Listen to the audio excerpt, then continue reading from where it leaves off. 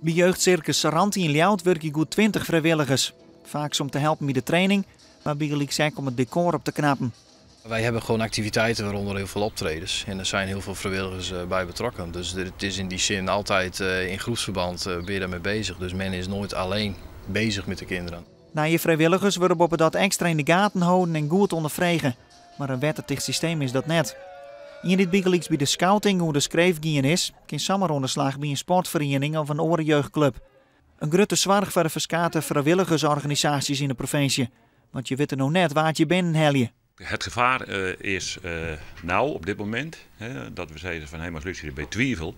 Dan gaan een alarmbel rinkelen als de met je in gesprek mist. Ja, haast net iets om waarom te volgen.